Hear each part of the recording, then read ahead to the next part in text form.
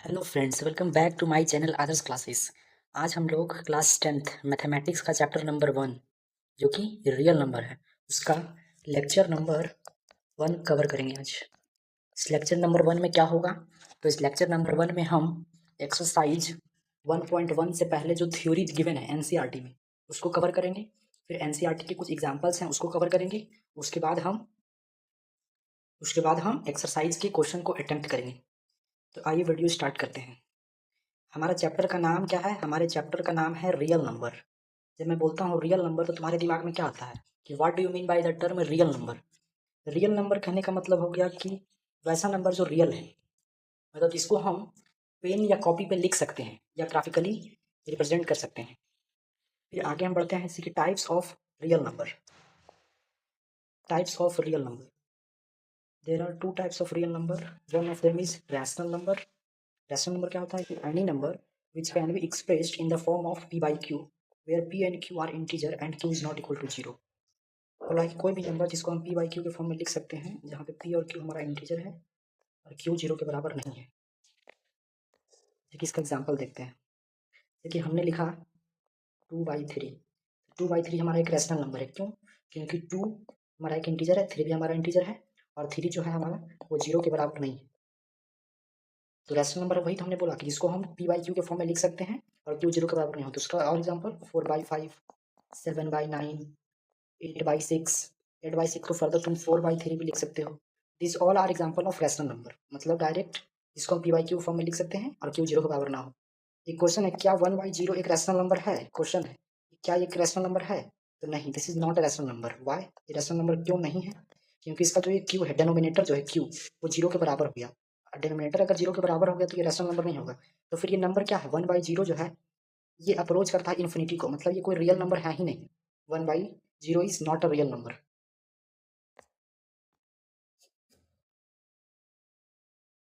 Notes में मैं सही से लिख देता हूँ।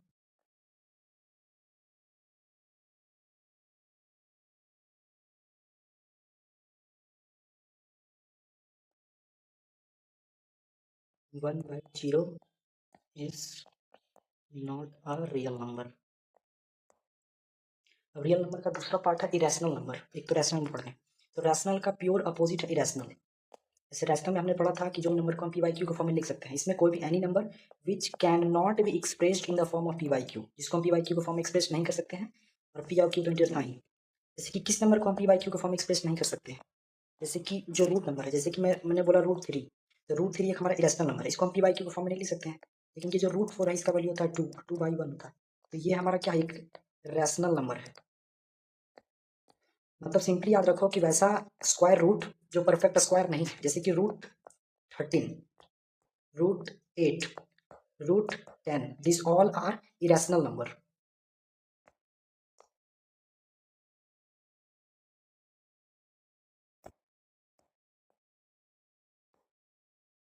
यहाँ पे नोट में तुम लिख सकते हो कि जो परफेक्ट स्क्वायर है, perfect square are not irrational number. Example में √16 क्योंकि इसकी वैल्यू 4 होती है। तो हम लोग इन नंबर को क्लासिफाई किया दो कैटेगरी में, एक रैशनल और एक रैशनल। रैशनल जिसको पी बाई क्यू फॉर्म में लिख सकते हैं, रैशनल जिसको पी बाई क्यू फॉर्म में नहीं लिख सकते हैं। फिर हमारे चैप्टर में आगे एक दिया हुआ है एक्लूड डिवीजन एल्गोरिथम। क्या बोलता है ये एक्लूड डिवीजन एल्गोरिथम? इसका स्टेटमेंट्स मैंने लिख दिया है। बोला कि एनी पॉजिटिव इंटीजर ए, बोला कि कोई भी पॉजिटिव इंटीजर ए है। चलो कोई पॉजिटिव इंटीजर ए हम सपोज करते हैं कि हमारे पास कोई पॉजिटिव इंटीजर ए है, मान लो 10। बोला can be divided into positive, can be divided by another positive integer b. बोल रहा है कि कोई दूसरे पॉजिटिव इंटीजर बी से इसको डिवाइड दो।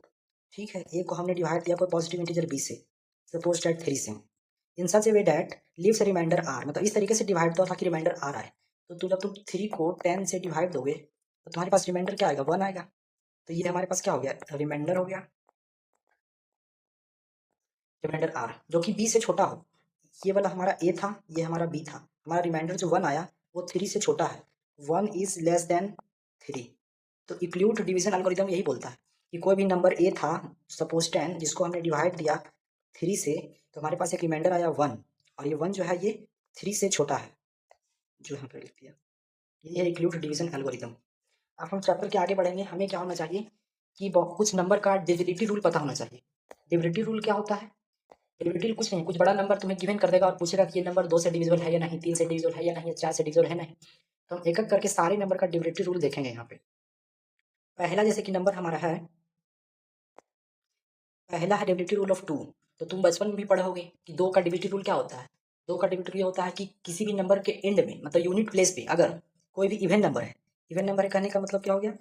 कोई भी इवन नंबर है मतलब है 2, 4, 6, 8 या 0, 0, 2, 4, 6, 8, तो वो नंबर 2 से डिविजिबल होगा। फॉर एग्जाम्पल जैसे कि हमने लिखा 6, 7, 8, 4, तो ये जो नंबर लास्ट में 4 है, यूनिट प्लेस पे 4 है, तो ये नंबर जो है ये क्या होगा? डिविजिबल होगा किससे? 2 से। और एग्जाम्पल लो 2, 7, 6, 4, 3, क्या ये नंबर 2 से डिविजिबल है? नहीं। क्यों नहीं है?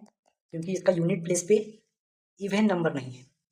और सारे एग्जाम्पल ले लो 6, 7, 4, 3, 2, एंड में क्या है? 2 है, तो ये नंबर क्या है? डिविजिबल है किससे? 2 से। तो 2 का डिविजिबिलिटी रूल सबसे आसान है कि यूनिट प्लेस पे क्या होना चाहिए? यूनिट प्लेस पे ये सारे नंबर होने चाहिए। अब हम थे डिविजिबिलिटी रूल ऑफ 3 पे। 3 का डिविजिबिलिटी रूल क्या बोलता है कि sum of digits is divisible by 3। Sum of digits is divisible by 3 क्या बोल रहा है? जैसे कि कोई भी नंबर 3 से डिविजिबल है या नहीं, कैसे पता करें? जैसे कि नंबर दे दिया 7, 6, 5, 4, 3, हमसे पूछ रहा है कि चेक करो whether this number is divisible by 3 और नॉट। तुम कुछ नहीं करो, सारे डिजिट का सम करो। 7 + 6 + 5 + 4 + 3, इसको सम करो। 7, 6, 13, 5, 18, 4, 22, 3, 25। क्या 25 को जब 3 से भागा दोगे तो ये एक इंटीजर आएगा हमारे पास? नहीं। तो बोलेंगे कि ये 25 जो है वो 3 से डिविजिबल नहीं है, तो ये नंबर जो है ये भी डिविजिबल नहीं है किससे? 3 से। This is also not divisible by 3। अगला एग्जाम्पल लेते हैं, जैसे कि 3 का टेबल में पढ़ो। 3 का टेबल में 36 आता है, तो ये तो निकाल लोगे।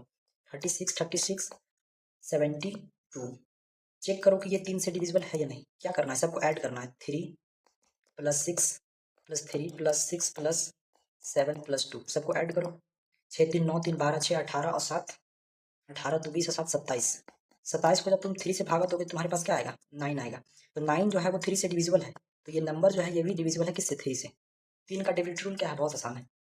नंबर जो गिवन है उन सारे का सम करो और सम को चेक करो कि वो 3 से डिविजिबल है या नहीं। अगर वो नंबर 3 से डिविजिबल है तो ये भी नंबर 3 से डिविजिबल होगा।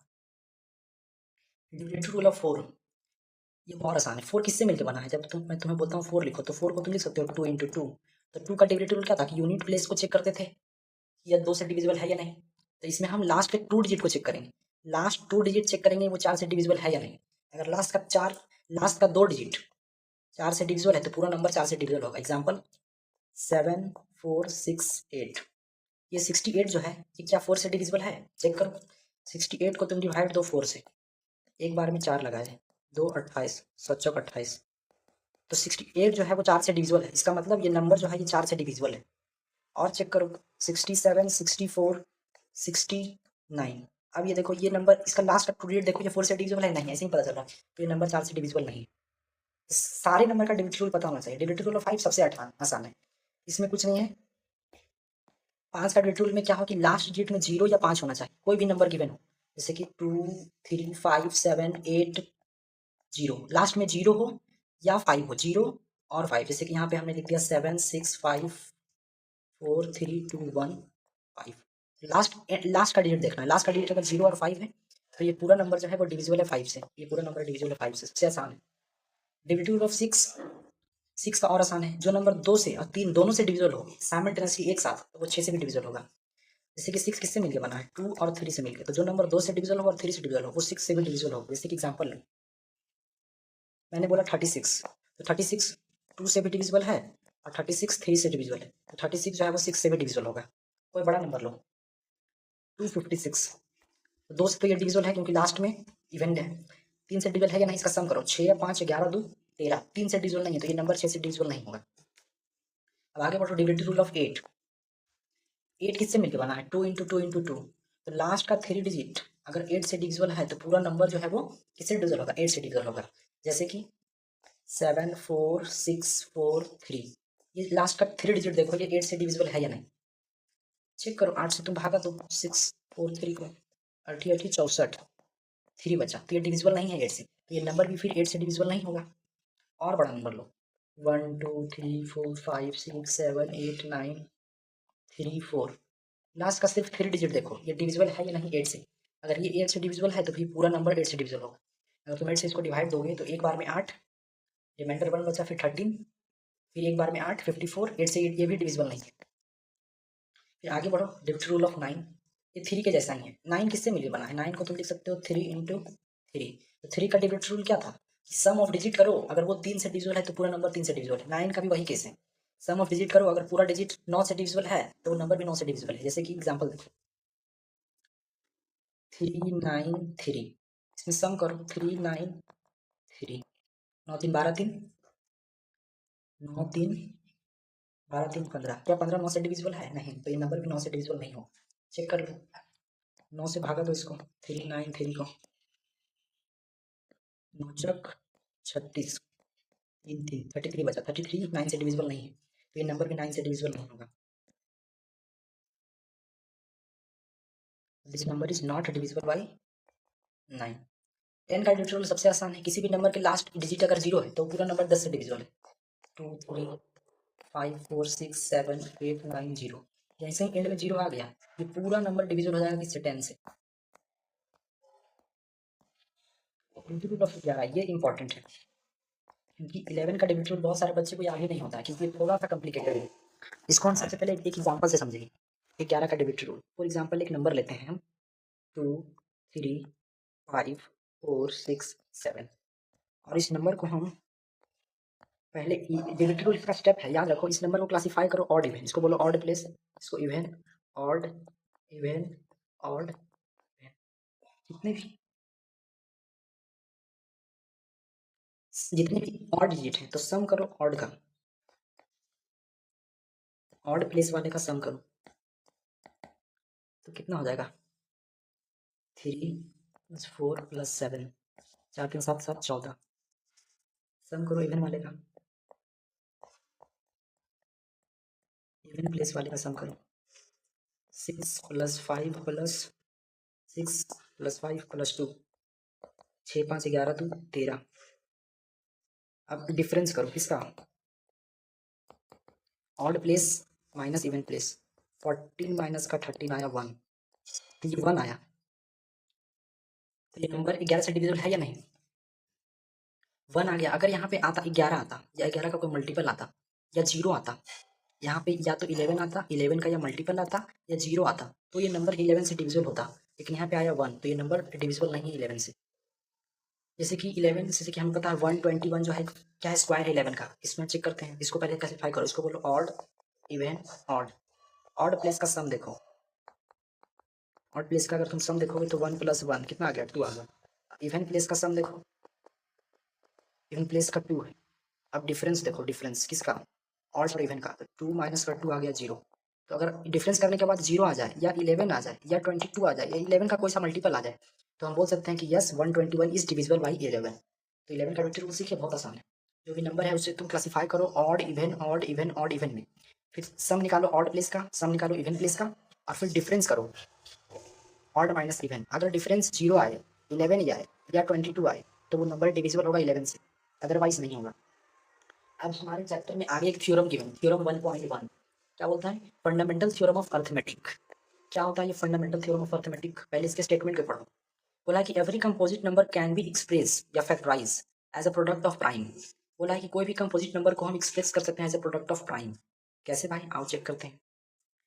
कोई भी कंपोजिट नंबर तुम बताओ, जैसे कि कंपोजिट नंबर मैं लेता हूँ 256, कंपोजिट नंबर है। अब प्राइम नंबर और कंपोजिट नंबर का डिफिनेशन तो आप लोग को पता ही होगा, क्या होता है प्राइम नंबर का डिफिनेशन? प्राइम नंबर हो गया कि prime number are those number which have only 2 factor, मतलब जिसका 2 ही फैक्टर हो, एक खुद हो और एक 1 हो। और कंपोजिट नंबर जिसका 2 से ज़्यादा फैक्टर हो, मतलब उसको 2 से ज़्यादा फैक्टर, मतलब एक खुद हो गया, एक नंबर खुद हो गया, एक 1 हो गया, और एक और कोई नंबर, जैसे कि 4। 4 का फैक्टर क्या है? ये 1 से भी डिविजिबल है, 2 से भी है, और 4 से भी। तो 4 को हम बोलेंगे कि ये हमारा कंपोजिट नंबर है। प्राइम नंबर क्या हो गया? जिसका 2 ही फैक्टर, जैसे कि 2, तो 2 किससे डिविजिबल है? या तो 1 से, या 2 अपने आप से। तो जिसका 2 ही फैक्टर हो तो हो गया प्राइम नंबर, और जिसका 2 से ज़्यादा फैक्टर हो गया कंपोजिट नंबर। बहुत ज़्यादा बेसिक डिफिनेशन। अब हम इसका प्राइम फैक्टर निकालते हैं 256 का। तो बचपन में पढ़े होंगे प्राइम फैक्टराइजेशन मेथड्स कैसे करते हैं। जब इसको 2 से तुम डिवाइड करोगे तो ये 1, 2 दूनी 4, 8 12 में 16, फिर 2 बार में 6 दूनी 12, 4 दूनी 8, फिर 2 बार में 32, फिर 2 बार में 16, फिर 2 बार में 8, 8 यहाँ आ गया, फिर 2 बार में 4, फिर 2 बार में 2। मतलब 256 को तुम क्या लिख सकते हो?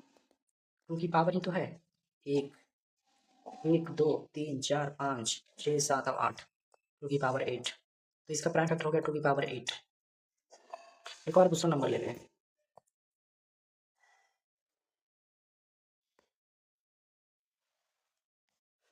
जैसे कि लेते हैं 368,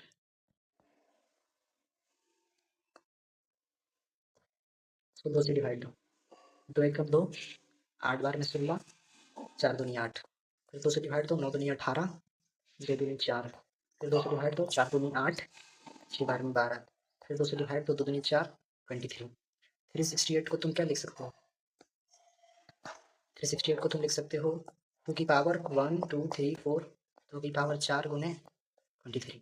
ठीक है, ये थ्योरम भी वही बोलता है कि every composite number can be expressed या factorise as a product of prime. Prime number का ही तो प्रोडक्ट है, देखो तो if this factorisation is unique, क्योंकि सारे नंबर का प्राइम फैक्टराइजेशन तो यूनिक ही होता है अपार्ट फ्रॉम द ऑर्डर।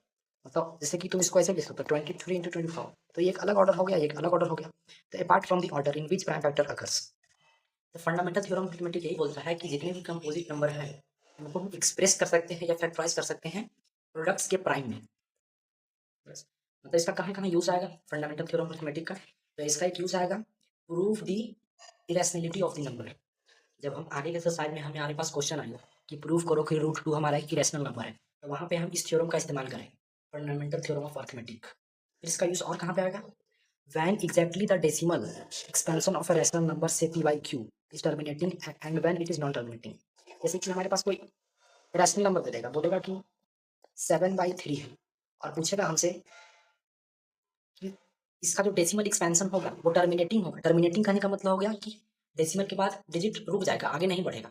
और नॉन टर्मिनेटिंग या रिकरिंग मतलब हो गया कि डेसिमल के बाद वो बढ़ता रहेगा। जैसे कि जब मैं 3 को डिवाइड देता हूँ 7 से, तो 3 2 6 1.0, 3 3 जा 9 1, फिर 0, फिर 3 3 जा 9, फिर 1, फिर 0। मतलब ये देख रहे हो, ये रिपीटिंग है, ये कभी रुकेगा ही नहीं, तो इसको क्या बोलेंगे? Non terminating repeating. लेकिन जब हम इसका यूज़ करेंगे, किसका? फंडामेंटल थ्योरम ऑफ अर्थमेटिक का, तो ये बहुत आसानी से हो जाएगा। उसमें कुछ नहीं करना होता है, प्राइम फैक्टराइजेशन निकालना रहता है 3 का। 3 के प्राइम फैक्टराइजेशन में अगर 2 और 5 आ रहा है तो उसका डेसिमल एक्सपेंशन जो होगा वो टर्मिनेटिंग होगा। और 3 के प्राइम फैक्टराइजेशन में अगर 2 और 5 नहीं आ रहा तो उसका जो डेसिमल एक्सपेंशन होगा वो नॉन टर्मिनेटिंग रिपीटिंग होगा। जैसे कि इसका हम एक एग्जाम्पल देखते हैं। हमारे पास एक नंबर गिवन है, इसका हम प्राइम फैक्टराइजेशन निकालते हैं। ये बोला था ना कि every composite number can be express as a product of prime, तो ये हमारे पास एक कंपोजिट नंबर है, अब इसका हम प्राइम फैक्टर निकालते हैं 2 बार में। 2 कम 2, 6 दूनी 12, 3 दूनी 6, 8 बार में 16, 0, 2 बार में 8 बार में 16, 2 एकम 2, 9 दूनी 18। देखो इसको 2 से जब तुम डिवाइड दोगे तो 8 दूनी 16 बचा, फिर 3 को डिवाइड दोगे 1 से तो रिमाइंडर 1 बचा, फिर 18 को गुणा तो 9 दूनी 18, फिर ये 0 हो गया। फिर 2 से भागा तो 4 दूनी 8, 9 दूनी 18, 5 दूनी 10। एक्चुअली यहाँ पे 0 आएगा। 4 दूनी 8, 9 दूनी 18, 5 दूनी 10। इसको 2 से भागा दो, 2 से तो ये लगेगा नहीं, क्यों? क्योंकि 2 का डेरिवेटिव हम पढ़ चुके हैं, लास्ट में इवन नंबर नहीं है। चेक करो ये 3 से लगेगा कि नहीं। 9 4 13 5, 18 तो 3 से ये कट जाना चाहिए। क्या 81904905 से डिवाइड हो जाएगा? चेक करो, 2 से भागा तो 8190 में 4 बार में 8, कट खुद, फिर 1 और फिर 9 एक साथ भागे तो 0 यहाँ पे आएगा। देख रहे हो गलती कहाँ पे हो रहा है। अब यहाँ पे लगाओ 9 बार में,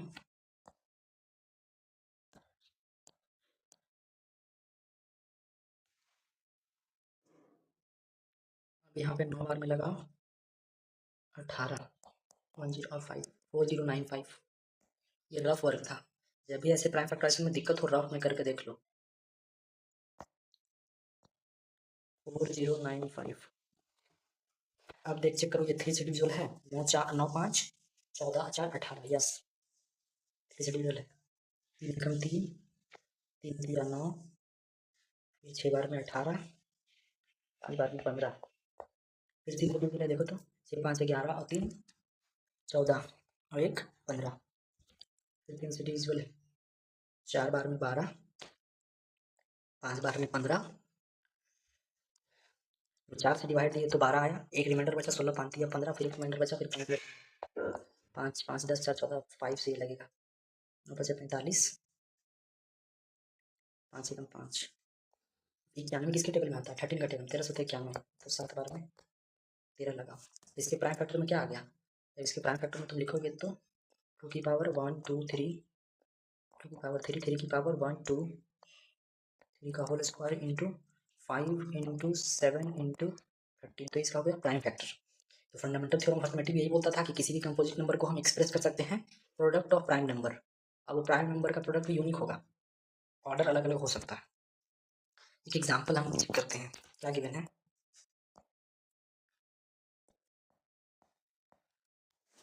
गिवन है कि कंसीडर द नंबर 4 की power n where n is natural number, check whether there is any value of n for which 4n ends with digit 0। हाँ, तो ये बोल रहा है कि कोई नंबर है 4 की पावर n और n हमारा नेचुरल नंबर है और हमें चेक करना है कि 4 का पावर n जो है तो क्या वो n का अलग अलग हम वैल्यू रखते जाएंगे तो क्या वो 0 से डिजिट इन करेगा। जैसे कि अगर मैं n बोला है कि n कोई नेचुरल नंबर है तो नेचुरल नंबर जैसे कि 1 2 3 4 5 6 कुछ भी हो सकता है, तो 4 की पावर अगर 1 रखेंगे तो ये 4 आएगा, 4 की पावर 2 रखेंगे तो ये 16 आएगा, 4 की पावर 3 रखेंगे तो ये कितना आएगा 64 आएगा, ऐसे ही सो ऑन चलता जाएगा। तो हमसे पूछ रहा है कि ये जो यूनिट डिजिट इस यहाँ पे कभी 0 आ पाएगा, तो नहीं आ पाएगा। तो ये हमने क्वेश्चन को समझने के लिए समझा, लेकिन इसका अगर बोर्ड एग्जाम में आ जाए ये क्वेश्चन तो इसको तुम कैसे बनाओगे वो मैं बताता हूँ। ये तो हो गया हमारे अंडरस्टैंडिंग के लिए।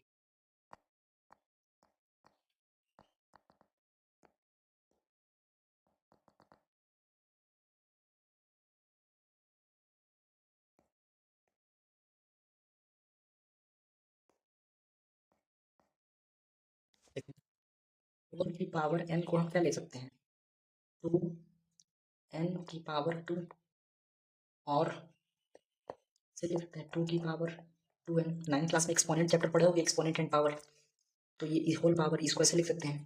जब इसका तुम प्राइम फैक्टर करोगे तो इसके प्राइम फैक्टर में सिर्फ 2 आ रहा है। हमें क्या बोला था कि ये नंबर अगर ये बोला था कि 4 की पावर n जो है वो एंड करे डिजिट 0 से, तो कोई भी नंबर का यूनिट डिजिट 0 तब होगा अगर वो नंबर 5 से डिविजिबल हो। अगर 4 की पावर n 5 से डिविजिबल होता तो हम बोल सकते थे कि 4 की पावर n जो है वो एंड करेगा डिजिट 0 से, लेकिन ये 5 से डिविजिबल नहीं है। क्यों? क्योंकि इसके प्राइम फैक्टर में 5 नहीं आ रहा है, सिर्फ 2 आ रहा है। तो हम यहाँ पे लैंग्वेज में लिखेंगे कि सिंस प्राइम फैक्टराइजेशन ऑफ 4 की power n does not contain 5,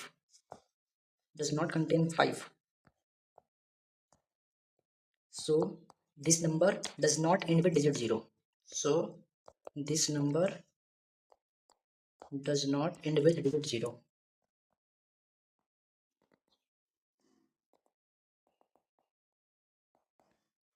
board exam में ऐसे ही लिखना है, लिखेंगे कि सिंस जो प्राइम फैक्टराइजेशन है 4 की पावर n का उसमें 5 नहीं है तो ये नंबर 0 से एंड नहीं करेगा। आगे बढ़ाओ। अब हमारा एक कंसेप्ट आएगा एलसीएम और एचसीएफ का, जो कि बचपन में तुम पढ़ा करते थे। हम जैसे हमारे पास क्वेश्चन है कि एलसीएम निकालो 6 और 20 का, वो भी प्राइम फैक्टराइजेशन मेथड से, और एचसीएफ प्राइम फैक्टराइजेशन मेथड से एचसीएफ कैसे निकालते हैं, product of the smallest power of each common prime factorisation in number. जब मैं करके दिखाऊंगा तो और ज़्यादा समझ में आएगा। जैसे कि 6 का प्राइम फैक्टराइजेशन क्या करोगे 2 और 3, और 20 का प्राइम फैक्टराइजेशन 2 और 10, फिर ये 2 और 5। तो 6 को तुम ऐसे लिखोगे 2 इंटू 3, और 20 को लिखोगे 2 की पावर 4 इंटू 5, 2 की पावर 4 नहीं 2 की पावर 2।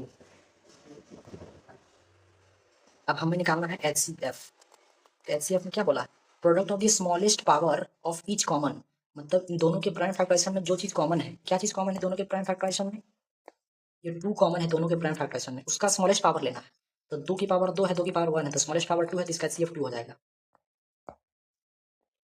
एलसीएम इसका क्या होगा, एलसीएम में बोला है product of the greatest power of each prime factor, इसमें कॉमन नहीं बोला है, जितने भी प्राइम फैक्टर है उनका ग्रेटेस्ट पावर है।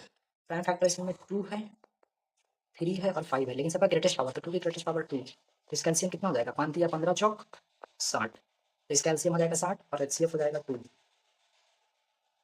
ये वाला डिफिनेशन अगर याद रखोगे ये वाला, तो क्वेश्चन आसानी से बैठेगा।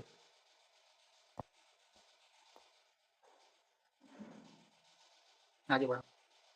अब बहुत सारे क्वेश्चन है एचसीएफ एलसीएम पे, ये प्रैक्टिस के लिए है, कुछ मैं सॉल्व करूँगा, कुछ नंबर दे देना। जैसे कि एचसीएफ निकालना, एचसीएफ निकालना 96 का और 40 का प्राइम फैक्टराइजेशन मेथड से, उसके बाद एलसीएम निकालना, ठीक है। और ये वाला इंपॉर्टेंट है, इसको याद रखो कि एचसीएफ किसी भी नंबर का उसको गुना करेंगे उसी नंबर के एलसीएम से, तो वो दोनों नंबर को गुना करने पे जो आएगा, जैसे कि इसको वेरीफाई करो तुम, जैसे कि 6 गुने 20, 6 गुने 20 कितना होता है 120, और उनके एलसीएम और एचसीएफ को गुना करो वो भी 120 आया, मतलब HCF into LCM is equal to a into b, इसको याद रखो। जैसे क्वेश्चन बोला है कि find the HCF of 96 and 404, ठीक है, तो प्राइम फैक्टराइजेशन से 96 का प्राइम फैक्टराइजेशन निकालो, 2 बार में 4 बार में 8 और 8 बार में 16, 2 बार में 24, 2 बार में 12, 2 बार में 6, 2 बार में 3, ऐसे में 404 का प्राइम फैक्टराइजेशन निकालो 202, फिर 2 बार में 101। अब चेक करो 101 किससे डिविजन है, 2 से तो नहीं है, 3 से भी नहीं है, 4 से भी नहीं है, 5 से भी नहीं है, 6 से भी नहीं है, 7 से भी नहीं है, 7 से कैसे चेक कर लिए, 7 से डिवाइड करके देख लो कि 101 डिवाइड है या नहीं, एक बार में 7 लगाओगे 3 31 नहीं, तो ये 7 से भी डिविजिबल नहीं है, 8 से भी नहीं है, 9 से भी नहीं है, 10 11 12 कुछ नहीं, इसका प्राइम फैक्टर से नहीं भी हो गया खत्म।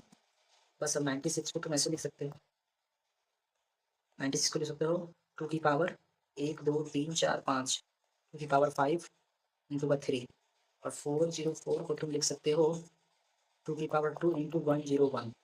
हमें क्या निकालना था, इसका एचसीएफ निकालना था। तो ऊपर फॉर्मूला में क्या पढ़े थे कि एचसीएफ में क्या होता है कि दोनों में जो कॉमन है उसका सबसे लोवेस्ट पावर लेना है। दोनों में कॉमन क्या है, दोनों में कॉमन 2 है, और 2 का सबसे लोवेस्ट लोवेस्ट पावर, तो 2 की पावर 2 मतलब 4, इसका एचसीएफ क्या हो जाएगा 4। और एलसीएम निकालने के लिए क्या करेंगे, फॉर्मूला यूज कर लेंगे, एचसीएफ इंटू का एलसीएम इंटू का ए इंटू का बी, तो एचसीएफ 4 आएगा, एलसीएम निकालना है, और ए नंबर हमारे पास 96 है और बी मान लो 404 है, तो एलसीएम यहाँ से नहीं आ जाएगा, 96 इंटू का 404 डिवाइड बाई 4, 4 से जब तुम इसको कट करोगे 96 को कितना आएगा, 4 दूनी 8, 4 दूनी 8, 4 4 16, फिर 24 को गुना कर लो 404 से, 404 को गुना कर लो 24 से, जो आएगा वो तुम्हारा आंसर हो जाएगा, ये तुम कर लोगे खुद से। अब आते हैं एक्सरसाइज 1.1 पे, मतलब एनसीईआरटी का जो एक्सरसाइज है 1.1 उसको सॉल्व करें, क्योंकि बोर्ड एग्जाम में अधिकतर क्वेश्चन आप तुम्हारे एनसीईआरटी से आते हैं, तो एनसीईआरटी मस्ट करना। ये सारे मतलब वार्म अप क्वेश्चन है जिससे तुम्हारा हैबिट हो जाएगा प्रैक्टिस का, जैसे कि सारे में क्या निकालना है, express each of the number as product of time, तब सबका प्राइम फैक्टराइजेशन ही करना है, तो करते हैं क्या करके, 140 का करना है, 2 से करो पहले 70 बार में, फिर 2 से करो 35 बार में, 35 दूनी 70, फिर 5 बार में 7 बार में, हो गया इसका प्राइम फैक्टराइजेशन। सेकेंड का करो 156, 2 बार में 7 बार में 14, 8 बार में 16, फिर 2 से करो 3 दूनी 6, 9 दूनी 18, देखो 3 से जाएगा 13 किया 39, तो इन सबको ऐसे लिखोगे, मतलब बोर्ड एग्जाम में आएगा तो 140 को लिखोगे 2 की पावर 2 गुने 5 गुने 7, 156 को लिखोगे 2 की पावर 2 गुने 3 गुने 15, तीसरा 3825, सबका प्राइम फैक्टराइजेशन निकालना है, 2 से 3 डिविजिबल नहीं होगा क्योंकि लास्ट में 5 है, 3 से चेक करो, ऐड करो 8 3 11 2 13 5 18, 3 से डिविजिबल हो जाएगा, 3 एकम 3, ठीक, 3 दूनी 6, 2 बचा, फिर 7 बार में 21, 5 बार में 15, फिर से चेक करो 3 से होगा नहीं, 2 3 7 10 5 15, 3 से हो जाएगा, 3 चौक 12, 3 दूनी 6, 3 बचे 15, फिर 4 2 6 5 11 नहीं होगा तो 5 से करो, 8 5 40, 8 5 25, फिर 5 से करो, 5 एकम 5, 17 5 85 होता है, यानी किसका प्राइम फ्रैक्शन हो गया। फोर्थ नंबर 5005, इसका प्राइम फ्रैक्शन निकालना है। 2 से तो होगा नहीं, 3 से भी नहीं होगा, डायरेक्ट 5 से लगाओ, 5 एकम 5, 2 को 0 दो, फिर 5 एकम 5, फिर आगे देखो कि 101 किससे डिविजिबल है, 2 से तो नहीं है, 3 से भी नहीं है, 4 से भी नहीं, 5 से भी नहीं, 6 से भी नहीं, 7 से भी नहीं, 8 से भी नहीं, 9 से भी नहीं, 10 से भी नहीं, तो बस यहीं तक हो गया इसका 4। फिफ्थ नंबर 7429, फिफ्थ नंबर 7429, 2 से 3 डिविजन नहीं होगा, 3 से चेक करो, 7 4 11 2, 7 4 11 और 2 13 और 9, 13 7 20 और 2 22, 3 से भी नहीं होगा, फिर से जोड़ो, 9 2 11 4 15 और 7 22, 3 से नहीं है, 4 से चेक करो, 4 से भी नहीं है क्योंकि लास्ट 2 डिजिट चेक कर रहे हैं 4 के लिए, 5 से भी नहीं है, 6 से भी नहीं है, 7 से चेक कर लो, 7 एकम 7 7 6 42, 7 से भी नहीं है, 8 से भी नहीं है, 9 से चेक करो, तो 3 से नहीं, तो 9 से क्या होगा, 10 11 11 का डिफरेंस क्या बोले थे कि इसको ऑड इवन चेक करो, ऑड का सम देखो कितना है, 9 4 13, और इवन का सम देखो कितना है, 7 2 9, इसका डिफरेंस करोगे तो 4 आ रहा है, तो ये 11 से डिविजिबल नहीं है। तो 7429 किससे डिविजिबल है आखिरकार, 12 से, 13 से, 13 से भी तुम चेक करो, 13 से भागा दो 7429 को, तो 13 का 13 13 19 26 13 43 13 चौक 52 13 25 65 13 छक 78, 13 गुने 6 6 में 18, 6 18 हमारे 13 से 78, 78 से लगेगा नहीं तो 13 का 6 65, और 2 से 5 जाएगा 9, फिर 13 7 91 199 आ गया, 13 से भी डिविजिबल नहीं हो, तो इसका प्राइम फैक्टर कुछ नहीं है, ये एक प्राइम नंबर है, इसका सिर्फ 2 ही फैक्टर है, तो इसका प्राइम फैक्टर तुम क्या लिखोगे, 1 से लगाओ, फिर यही नंबर को लिख दो 7429, यही हो गया इसका, 5वां हो गया। चलो आगे बढ़ते हैं, क्वेश्चन नंबर सेकंड। सेकंड क्या बोला है, क्वेश्चन को ध्यान से पढ़ो एक बार, बोला कि फाइंड करो एलसीएम और एचसीएफ इन सारे पेयर ऑफ इंटीजर का, और उसमें वेरीफाई करो कि एलसीएम इंटू एचसीएफ जो है वो प्रोडक्ट ऑफ टू नंबर है या नहीं, चेक करो, फिर वही काम करना है घिसा पीटा जो पहले से करते आ रहे हो। 26 है तो इसका प्राइम फैक्टर निकालो, 2 बार में 13, फिर 91 है इसका 7 बार में निकालो 13, 26 को लिखोगे 2 इंटू का 13, और 91 को लिखोगे 7 इंटू का 13। जब बारी आएगी एच सी एफ की, तो एच सी एफ में दोनों में जो कॉमन है, तो कॉमन क्या है 13, तो इसका एच सी एफ हो जाएगा 13। एलसीएम में क्या है, ये जितने भी प्राइम फैक्टर है उनका हाईएस्ट पावर 13 गुने 7 गुने 2, 13 7 91 गुने 2, 2 कम नहीं हो तो नहीं 18, तब चेक करो तो कि LCM into H C F a into b है या नहीं, H C F into LCM check करो ए इंटू बी है या नहीं, तो 13 इंटू का 182, क्या ये बराबर है ए इंटू बी के, 26 इंटू 91 के बराबर है, चेक करो, 182 को गुना करो 23 से, 13 से, 3 दूनी 6, 8 से 4 हाथ में रहा 2, 3 2 5, 2 एकम 2, 8 एकम 8, 1 एकम 1, 6 4 तो 6, 8 5 13, 3 हाथ में रहा 1, 1 2, एलिस माया 2 3 6 6, 26 को गुना करो 91 से, 6 एकम 6, 2 एकम 2, 9 6 54, हाथ में रहा 5, 9 दूनी 18, 5 23, 6 4 2 6, 2 3, देख रहे हो एलएचएस बराबर आरएचएस आ गया, मतलब सही है, 2366 इज इक्वल टू 2366, ये मैंने रफ वर्क किया था, इसको मैं कर देता हूँ इरेज।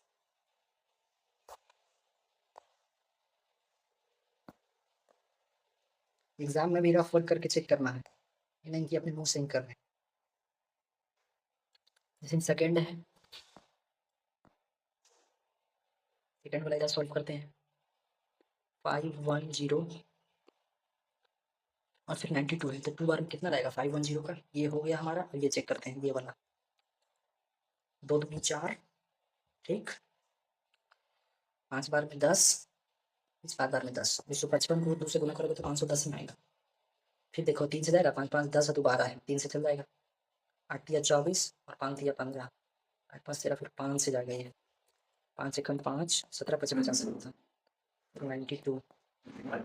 92 को तुम करो 2 से भागा दो, 4 बार में 8। 92 को 2 से भागा दोगे तो 4 दूनी 8 और 6 बार में 12, 40 दूनी 92, 2 बार में 23 दूनी 96। 510 का प्राइम फैक्टराइजेशन क्या आ गया? 2 इंटू 3 इंटू 5 इंटू 17। और 92 का प्राइम फैक्टराइजेशन क्या आ गया? 2 की पावर 2 इंटू 23। हमें HCF लिखना है। HCF क्या होता था? दोनों में जो कॉमन है उसका लोएस्ट पावर। दोनों में कॉमन क्या है? 2, इसमें भी 2 है, इसमें भी 2 है, तो HCF हो गया 2।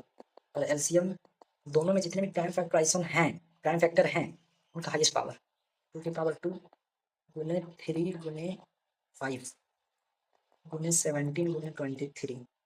हमें चेक करना है कि LCM इंटू HCF। तो हम LHS चेक करते हैं पहले, LHS लेफ्ट हैंड साइड 2 को गुना करते हैं इनसे, इन सारे नंबरों से, तो 2 की पावर 3 हो जाएगा। 5 या 15 गुने 17 गुने 23। चलो इसको मैं चेक कर लेता हूँ। 2 की पावर 3 कितना हो जाएगा? 8। 15 गुने 8 कितना होगा? 15 का 15 15 दुनी 30 की 45 चौके 60 दाम 75 छक्की 90 सभी टोटल 80 20। 17 को गुना करो 23 से, 23 को गुना करो 17 से, 7 आई का साथ में रहा 2 और 7 दूनी 14 और 2 16, 3 एकम 3 और 2 एकम 2, 6 3 391। 391 को गुना करो इससे,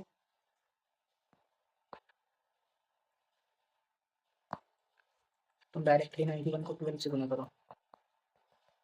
2 एकम 2, 9 दूनी 18 का भाग रहेगा 1, 3 दूनी 6 1 7, 1 एकम 1 9 एकम 9 और 3 एकम 3, 2 8 एक 9 9 7 16 का 6 में रहा 1, 3 1 4 4692, 4692 पर एक 0।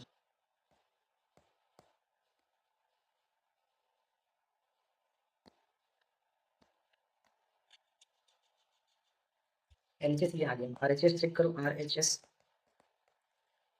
RHS में नंबर का गुना करना है। 510 गुने 92, सेकंड ऑप्शन 510 गुने 92।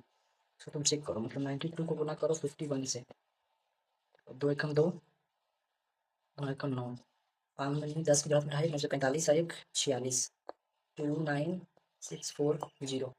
देखो LHS बराबर RHS आ गया। ये प्रूफ हो गया कि HCF इंटू LCM जो होता है वो प्रोडक्ट ऑफ टू नंबर के बराबर होता है। 46920 since LHS is equal to RHS। तुम बोल सकते हो यहाँ पे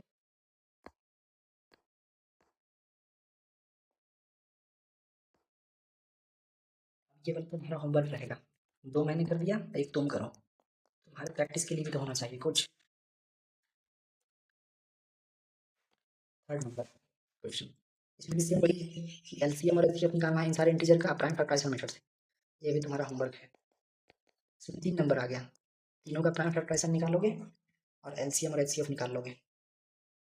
देखो चौथा नंबर बोला है कि इन दोनों नंबर का HCF अगर 9 है तो इनका LCM क्या होगा? अरे भाई साहब, तो अभी तो तुम पढ़े कि HCF इंटू का LCM बराबर होता है A इंटू बी का। तुम इसको A मान लो, इसको B मान लो। HCF 9 गिवन है, LCM निकालना है, और A नंबर जो है वो 306 है और B नंबर है 357। तो LCM यहाँ से नहीं आ जाएगा, बताओ। 306 इंटू 657 डिवाइड बाई 9। ये कैलकुलेशन तुम्हारा काम है। ये देखो बढ़िया क्वेश्चन है, मतलब बोर्ड में ऐसा आएगा, ये थोड़ा सा इंपॉर्टेंट है। HCF और LCM सारे बच्चे निकाल लेते हैं, लेकिन अगर हल्का सा लैंग्वेज टर्न करता है तो बच्चे घूम जाते हैं। एक एग्जाम्पल में हमने क्वेश्चन किया था कि चेक करना था कि 4 की पावर n के लास्ट डिजिट में 0 आता है या नहीं। यहाँ पे बोला है कि चेक वेदर 6 की power n can end with digit 0 for any natural number. मतलब 4 की पावर n था, यहाँ 6 की पावर n है, क्वेश्चन सेम ही है, इसलिए NCERT के एग्जाम्पल को करना चाहिए, क्योंकि वैसा ही क्वेश्चन आपके एग्जाम में आता है। इसको सॉल्व करते हैं। 6 की पावर n है तो 6 की पावर n को हम ऐसे लिख सकते हैं 3 इंटू 2 की पावर n। तो इसके प्राइम फैक्टराइजेशन में क्या आया? 3 आया। अगर किसी भी नंबर को एंड करना है डिजिट 0 से तो वो नंबर 5 से डिविजिबल होना चाहिए, मतलब उसके प्राइम फैक्टराइजेशन में 5 आना चाहिए। इसके प्राइम फैक्टराइजेशन में 3 आ रहा है, तो बोलेंगे कि no this number can not, बोलेंगे दिस नो 6 की power n can not end with digit 0 because. ऐसा क्यों? because its prime factorization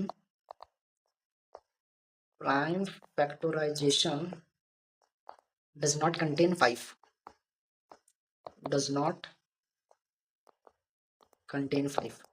क्योंकि इसके प्राइम फैक्टराइजेशन में 5 नहीं है तो ये नंबर 0 से एंड नहीं करेगा।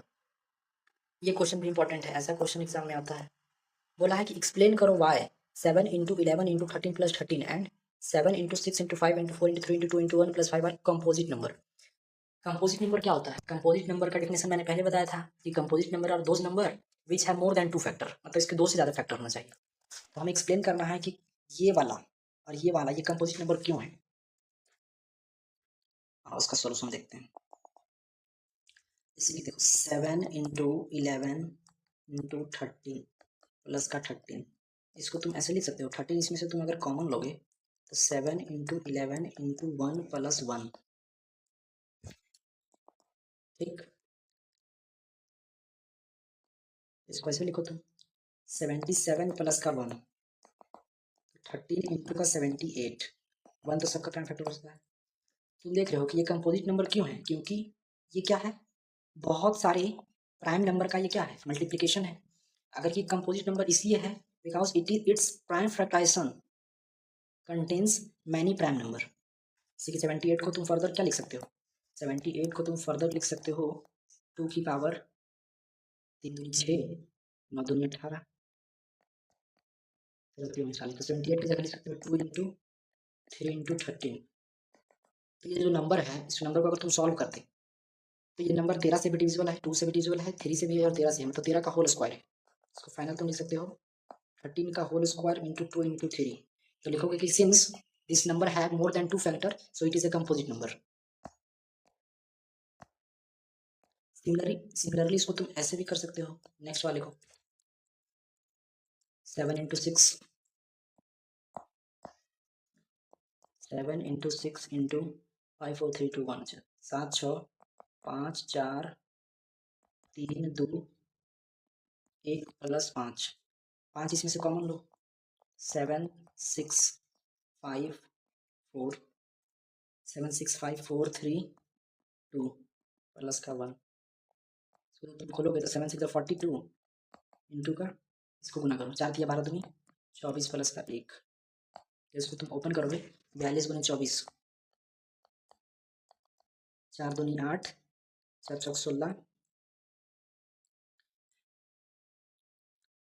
2 दूनी 4, 4 दूनी 8, 4 चौक 16, 2 दूनी 4, 4 दूनी 8, 8 6 4 10 के हाथ में रहा 1, 8 1 9 1 10, 1008 प्लस का 1, 5 इंटू 1009। इसके प्राइम फैक्टर्स में देख रहे हो 2 से ज़्यादा फैक्टर है, एक तो नंबर खुद है, एक 5 है और 9 है, तो इसमें भी यही लिखोगे। एक मैं स्टेटमेंट में लिख देता हूँ, बाकी तुम खुद से लिखोगे।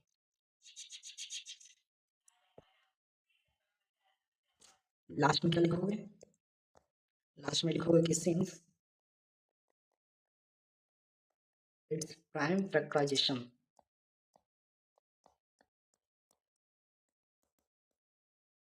contain more than 2 factor, more than 2 factor, so it is a prime, so it is a composite number, so it is a composite number।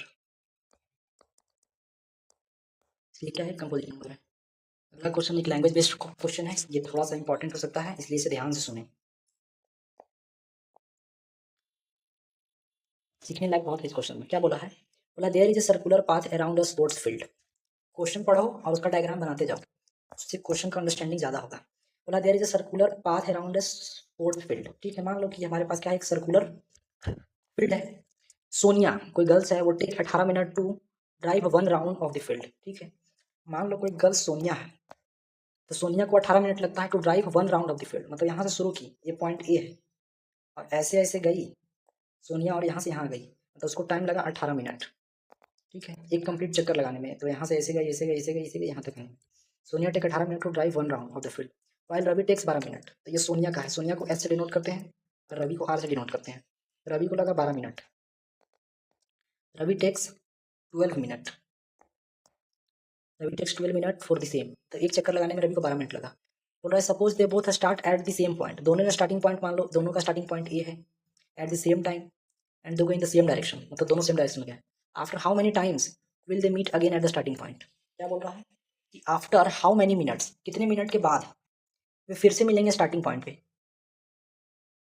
तो वो फिर से स्टार्टिंग पॉइंट पे तब एलसीएम निकालो, तो 18 और 12 दोनों डिवीजन मेथड से निकालो, 2 बार में 6 और 9, 3 बार में 9 6 3 3 9,